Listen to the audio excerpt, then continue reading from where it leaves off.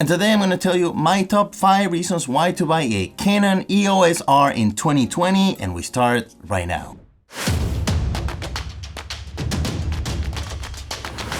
Ventolosa.com. What is going on? My name is Ben. Welcome to my channel. If you want to learn more about filmmaking, photography, audio, and acting, subscribe to my channel so you don't miss anything.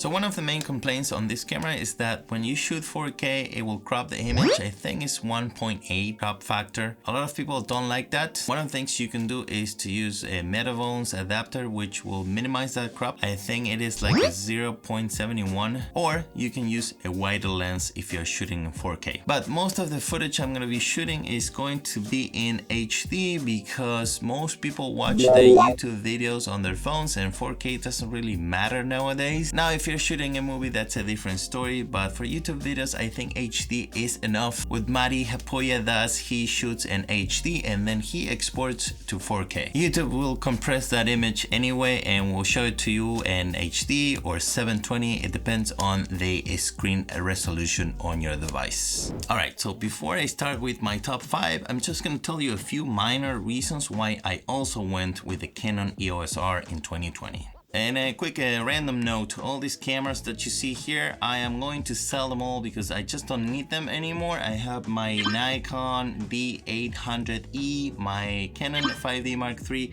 my Panasonic GH5, and also my Blackmagic Pocket Cinema camera 4K. I no longer need them because I have my new Canon EOS R and also my GH5S, so I am gonna sell them all on eBay. So if you are interested on any of them, let me know in the comments below. And these are the extra reasons why I've got the Canon EOS R in 2020. The rumors about the Canon EOS R5. You probably heard or read about the rumors on sites like Canon Rumours about the upcoming camera from Canon, which is supposed to be called Canon EOS R5. Who knows what the name is gonna end up being. That camera is supposed to shoot in 8K at 30 frames per second. It will shoot pictures at 45 megapixels, IBIS, and so on and so forth. We will also need to wait maybe until next summer, who knows. I don't think they are going to release it very soon, and I just don't want to wait for a long time and have to pay so much money. That camera is not going to be cheap, gonna be probably around 3,000, 3,500 bucks, and that's definitely out of my budget. The next, the flip screen. I think this is a great feature if you're blogging. I do not blog too much, but I occasionally do, and when I do, I really like to watch what I'm doing, and that is an extra reason why I've got this camera. The last reason before I start with my top 5 is the LPE6 batteries. I do have many of these around because I've been shooting Canon for years and I have plenty of these batteries around. They are great batteries, they last a long time, and I'm so glad this beautiful camera used them as well. Okay, so reason number 5 is the price. Currently at $17.99, I've got mine for $16.99 on Amazon. You want to keep an eye on Amazon, sometimes they go a little cheaper. I think it's a price that cannot be beat for all the specs you get on this beautiful camera. I mean, $17.99 for this amazing camera is just a steal in my opinion. So reason number 4 is photos. I've been shooting portraits for many years on my Canon 5D Mark III, and when I found out that the sensor in this camera is essentially the same one as the 5D Mark IV, I said I need one of these cameras to replace my beloved Canon 5D Mark III, and that is why I am selling it. And now I'm gonna read you a quick segment of an article from photographytalk.com. If you're interested in that article, I'm gonna leave you a link on the description below. And here's what they said. As we already mentioned, these two cameras have the same type of sensor, CMOS,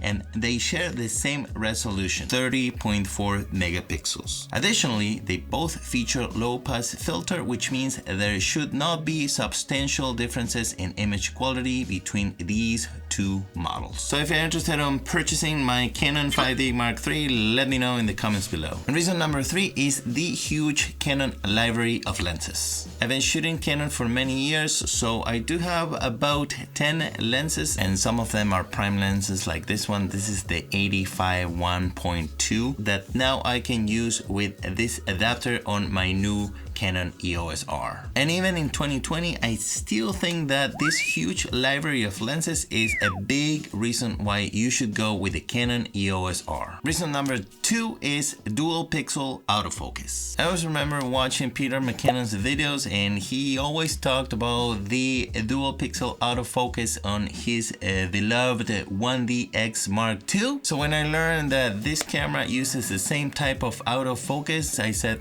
that is the type of focus I want for my channel. Another cool feature of the dual pixel autofocus is that it has an eye tracking feature, meaning that it's going to be tracking my eyes all the time as long as they are being seen on the sensor. And that is very exciting because right now I do shoot with my GH5S on manual focus because the autofocus on the GH5S is not great. And now that I'm going to be switching to my EOS R, I am really excited to try it all the time. I know that many other YouTubers use it. For example, Potato Jet uses the eye tracking feature on dual pixel autofocus, so I'm excited to use it on my channel as well. And reason number 1 is, and you probably guessed it right, Canon color science. Being able to shoot in C-Log and grade my footage and make it look like I am shooting a portrait is definitely very appealing to me because I've been shooting Canon for many years, and the portraits I take, I love the skin tones. The skin tones on a Canon camera are fantastic, as you probably know. So being able to shoot in C-Log and grade my footage and make it look like some of my favorite YouTubers like Mari Hapoya or Peter McKinnon or Potato Jet, every time I see their content, I get really inspired, and that is kind of the look I'm looking for my channel. Yes, of course, I'm not gonna go copy and paste their styles. This is gonna be my own personal style on my channel, but with the Canon color science behind my footage. And that's why this is the main reason why I went with the Canon EOS R instead of any other camera on the market right now, even in 2020. So I hope this video was helpful to you. If you are thinking about getting the Canon EOS R in 2020, I will say just go and get one. Do not wait for the Canon EOS R5 because it's gonna be an expensive camera, and who knows when it's gonna come out. Probably it's gonna be back ordered for several months or several weeks. So why wait? Just get this beautiful camera. You get